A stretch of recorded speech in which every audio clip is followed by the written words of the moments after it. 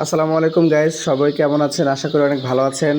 আল্লাহ তাআলার অশেষ রহমতে আপনাদের সাথে একটি ব্যাপার আমি শেয়ার করতে চাই। তা হলো, আমি যদিও জিরো এক্সপিরিয়েন্স, আমার কোনো এক্সপিরিয়েন্সই নাই, আমার কোনো আইডিয়া নাই, একদমই আইডিয়া নাই।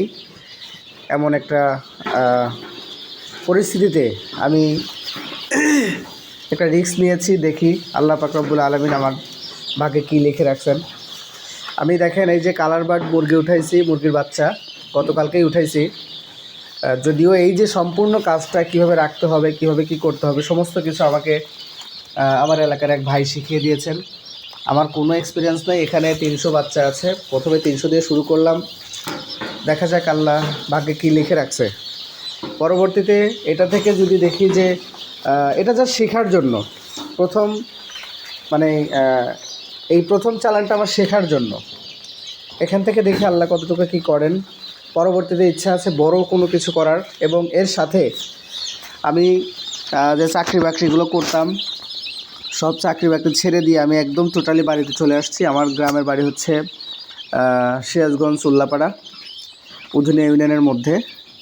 তো আপনারা সবাই আমার জন্য দোয়া করবেন। আমি নতুন শুরু করেছি, শুধুমাত্র মুরগির খামারই না, আমি কবুতরের খামার করার পরিকল্পনা করতেছি, আমি হাঁসের খামার করার পরিকল্পনা করতেছি। আমি আমার অভিজ্ঞতা থেকে বলতে পারি যে কেউ যদি মনোযোগ দিয়ে কোনো কাজ করে, মনোযোগ দিয়ে কোনো কাজ করলে সে কাজে সফল হওয়া সম্ভব।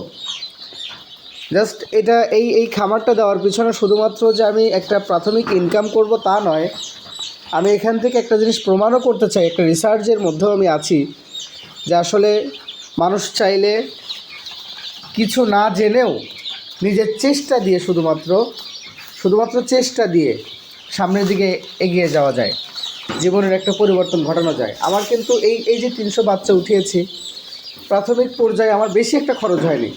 এগুলো কালার বার্ড, বেশি একটা খরচ হয়নি।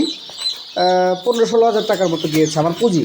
টোটাল পুঁজি হচ্ছে আমার প্রায় 20,000 টাকার মতো। তো দেখি, আমার জন্য সবাই দোয়া করবেন, আল্লাহ যেন আমাকে সফলতার দিকে নিয়ে যান, এবং আমি যে জিরো এক্সপিরিয়েন্স থেকে শুরু করেও কিছু একটা করতে পেরেছি, কিছু একটা করতে পারবো, এর জন্য সবাই আমার জন্য দোয়া করবেন। থ্যাংক ইউ সো মাচ, ভালো থাকবেন। প্রতিনিয়তই আমি আমার অভিজ্ঞতা আপনাদের সাথে শেয়ার করব, আপনারা আমার পাশে থাকবেন। আসসালামু আলাইকুম।